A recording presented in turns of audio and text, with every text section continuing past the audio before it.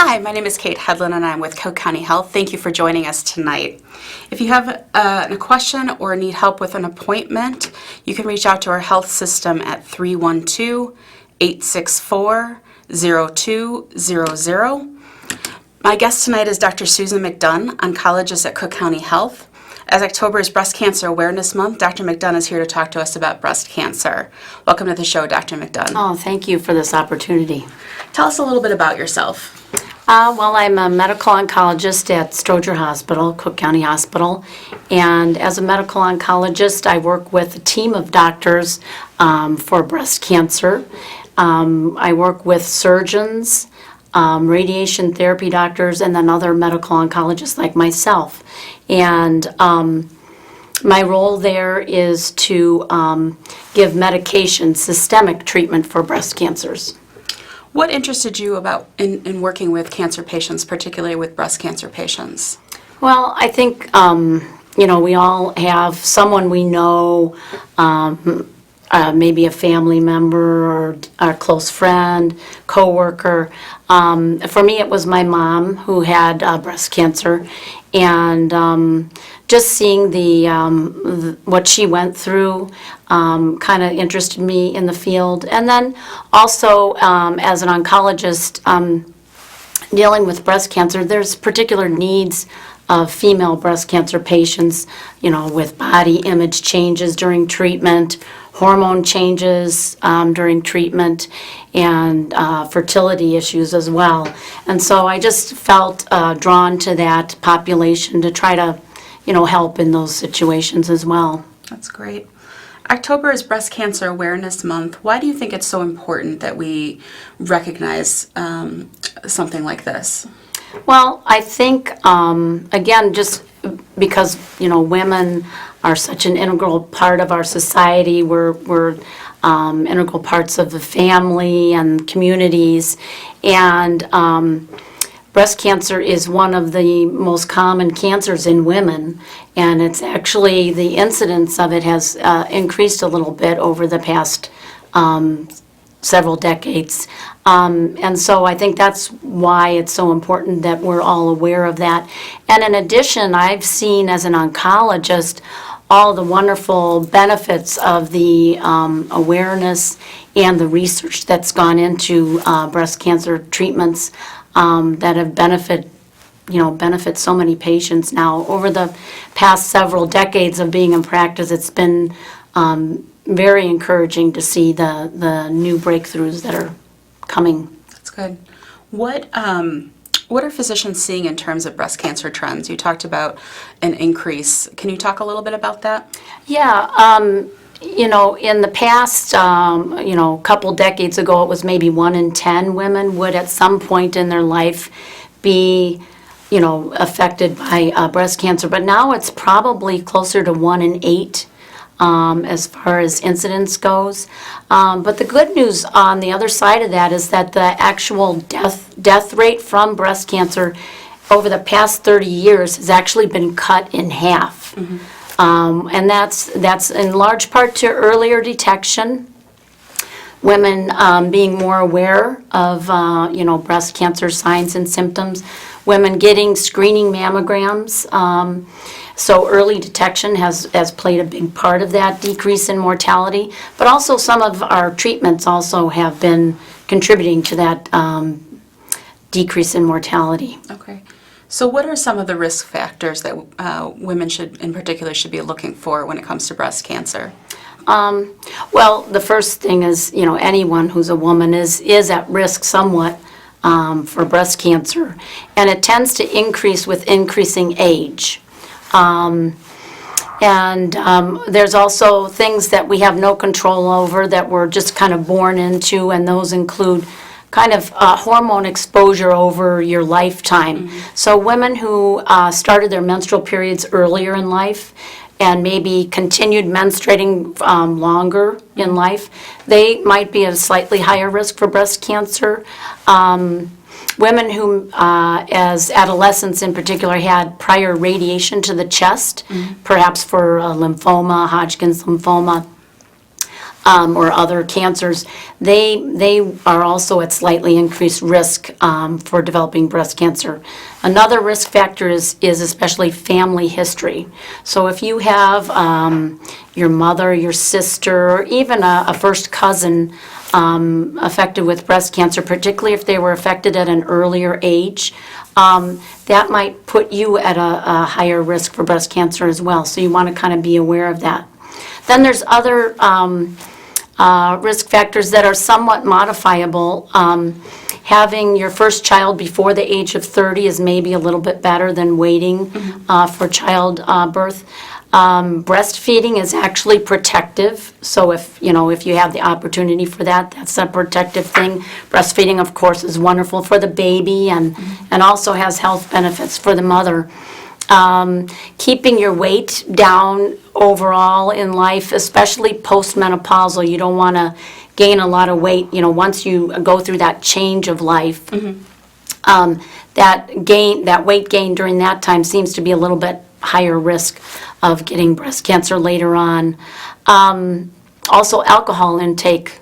That's not really widely known, but it's recommended to limit your alcohol intake to 1 to 2 per week at the most. Smoking, there's probably a little bit of influence from that. Most of the cancers from smoking are, of course, lung cancer or cancers of the head and neck, but even breast cancer has been linked to that. And then even things like diet and exercise, surprisingly, have been shown to have an impact on the incidence of breast cancer as well as other cancers too. So, eating healthy diets, fruits and vegetables, and getting a little exercise. It's recommended about a half an hour, 5 times a week. Those things can help reduce your risk, but it's never going to be zero. So, sure. In addition to all that, all those things that you can look at as far as risk factors, you also want to be aware of your breasts and get those screening mammograms. Who should be getting screening mammograms, or what are the guidelines that everybody is using right now? Yeah, they've kind of shifted back and forth a little bit. Different organizations recommend different things, but for most women at about their mid-40s, that's about when most organizations will recommend starting screening mammograms. Now, if you have a particular higher risk, say you have a strong family history of some young women in your family, you probably should get screened a little bit earlier than that even. But for average, sometime in the 40s is when we normally like to begin. Okay. Now, are there different types of breast cancer? Yeah, there are. Breast cancer, many of the breast cancers are sensitive to estrogen, the female hormone that circulates around in our bodies, in the blood system. And about 75%, 3 out of 4 breast cancers are sensitive to estrogen. So that would be the hormone-positive breast cancer, the more common type. Then there's also a HER2/neu, which is a protein on some breast cancers. It's present in about 1 out of 5. And the exciting thing about that is that it used to be one of the most aggressive breast cancers there were, and we really didn't have any specific treatment for it. We would have to, just tell the patient, well, we'll give you all the chemotherapy, that's indicated, but we hope it won't come back. Mm-hmm. But nowadays, since the 90s, there's a newer medication for that even, called Herceptin. And there's other newer ones as well. But that's actually an antibody against that subtype of breast cancer, and it's really helped change the prognosis of HER2-positive breast cancers. And then the third main category of breast cancer is called triple negative. Mm-hmm. And unfortunately, that is one that still tends to be more aggressive and a little bit more difficult to treat. Okay. So are there certain demographics of individuals that are at a higher risk for breast cancer? Well, actually, Caucasian women have a little bit higher incidence than African American women. Mm-hmm. But also, it's important to recognize that if an African American woman gets breast cancer, she might be get diagnosed at a little younger age.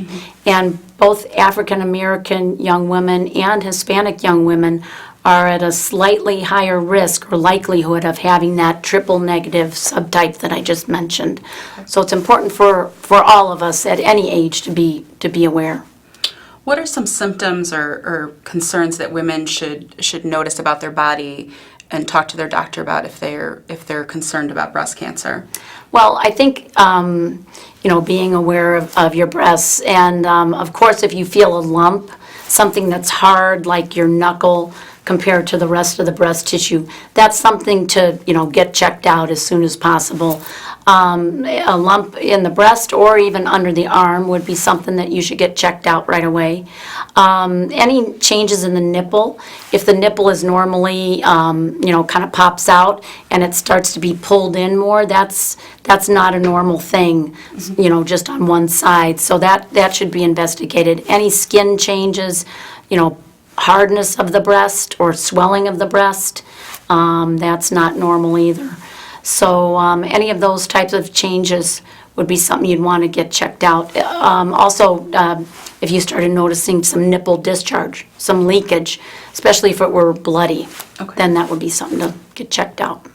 If someone does feel a lump in their breast, what should they do?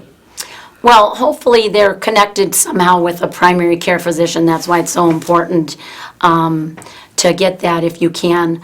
But we also have a breast center at our institution, and most institutions would have that. So if you, do notice some changes in your breast that you're concerned about, either getting an appointment with your primary care who would then refer you, or getting direct access to that breast specialist would be important.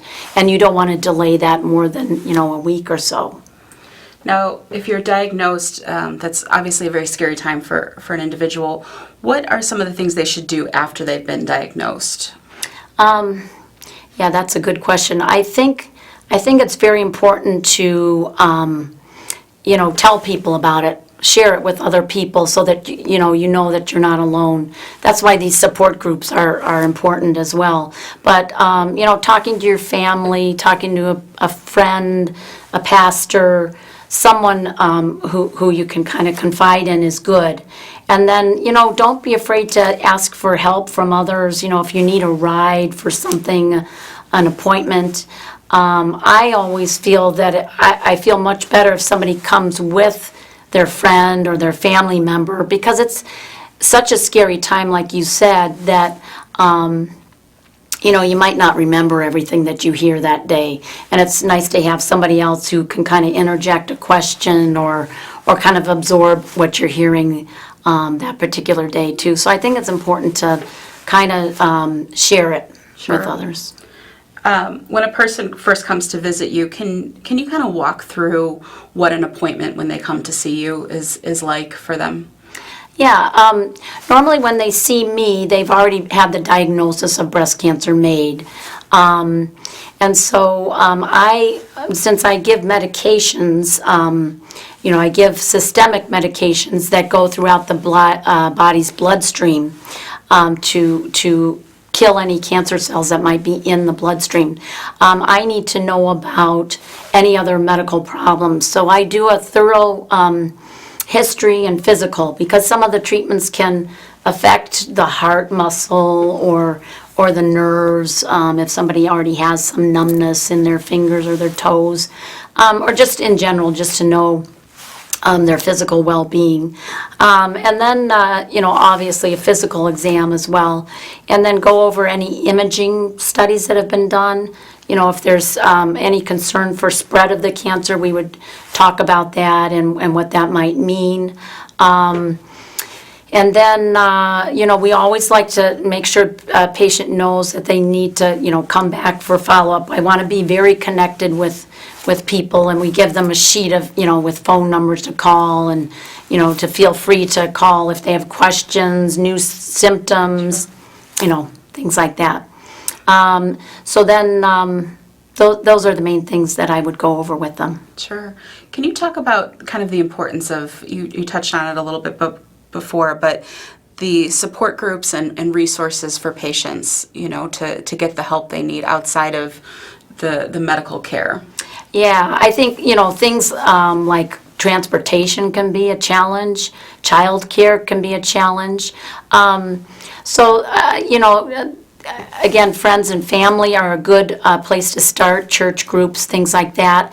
We also have, pretty strong social work department that can help with, arranging rides and things like that. Don't be afraid to ask for help. We have the American Cancer Society is a great place to call because they have so many resources. I think it's 1-800-4-CANCER, CANCER. And they sometimes have some extra support as well. And we kind of utilize different community groups as well. There's Immerman's Angels, Gilda's Club. There's a lot of different support groups that people should try to take advantage of. Obviously, kind of the first thing people probably ask you about is chemotherapy. And is that the only treatment that people who have breast cancer go through?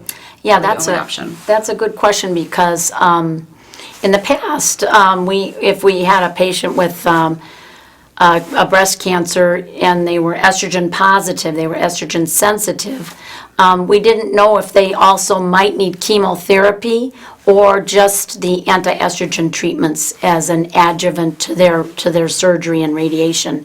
So so in the past, we treated a lot more people with some systemic chemotherapy just to try to prevent the cancer from coming back. But now we have some newer tests that we can use on the tissue that's removed at the time of the biopsy. And it's called either an oncotype score, or there's some other ones out there as well. And that helps us determine how that cancer is going to behave biologically and whether chemotherapy is even needed. So more and more we're using that test and being able to not have to give that chemotherapy if it's not necessary. That's great for patients. Yes, which is great, yeah.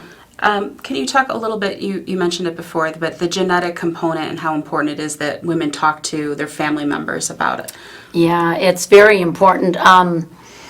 If you have a family history of, any, like I said, mother, sister, even aunt, cousin, with breast cancer, particularly at an earlier age, or ovarian cancer, or male breast cancer is another red flag.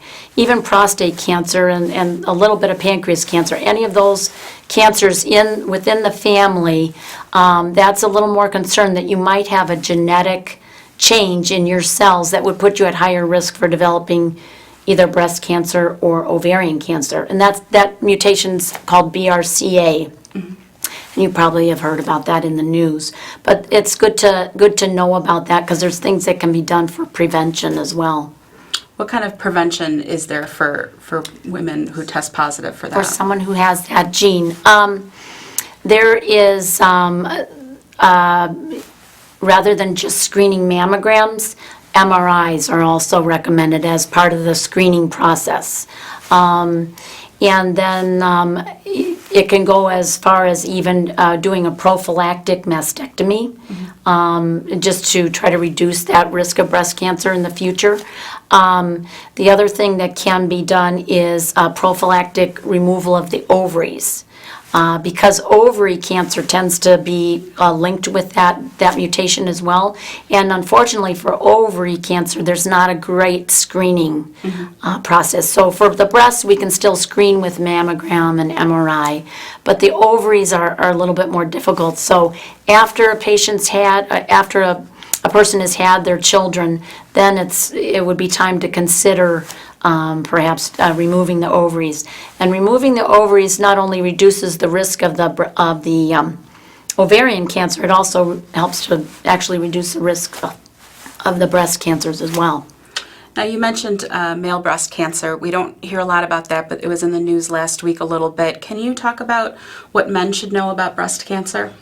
Well, yeah, of course, it's similar to women as far as they don't get the screening mammograms, but if they know about that BRCA mutation in their family, they may even want to get that test in fact, they should strongly consider it, so that they're aware of it as well, because it can also, harbor a risk for prostate cancer and other cancers as well. And, if a man notices a lump in the breast or a lump under the arm or similar things, he should get that checked out as well right away. Okay. Now, what is one takeaway for our viewers that you would like them to take away from this talk tonight? Well, I just think it's important to kind of, know how important it is to take care of yourself, to be aware of what things we can do to help reduce the risk of breast cancer. We can't prevent it completely, but, keeping your weight down, exercise, good nutrition, don't take alcohol in excess, avoid smoking, those types of things. Knowing your family history is very important. And then doing your mammograms regularly, because when we find a breast cancer by mammogram, it's at such an early stage, then it's almost, 99% curable. So it's such a different category if you can find it on screening mammography. And then one other point I just wanted to add, it's not very common, but even if a mammogram is negative, if you feel something that's not right, and your doctor feels it as well, you feel a lump, for example, you still need to get that checked out, because in very, very rare cases, a mammogram can look normal, and yet there's something, harboring there. Okay. So just a reminder, if you need help or to get an appointment with Cook County Health, we always have appointments available to see primary care physicians, and they can hook you up with a oncologist. The number is 312-864-0200. Anything else you wanted to talk about, Dr. McDunn? I just wanted to, say that I think breast cancer treatments have just made a lot of progress in the last years, and I think it's important to just overcome the fear of just taking that first step. Sometimes I think that's what keeps us from doing what we know we should do, as far as even just coming in with your symptoms and things. So I think just trying to overcome that fear and other barriers is important, and to realize how important it is to take care of your health. Absolutely. Well, thank you, Dr. McDunn. Thank you. Thank you for coming in tonight. Appreciate it. Have a good night, and we'll see you next month. Bye-bye.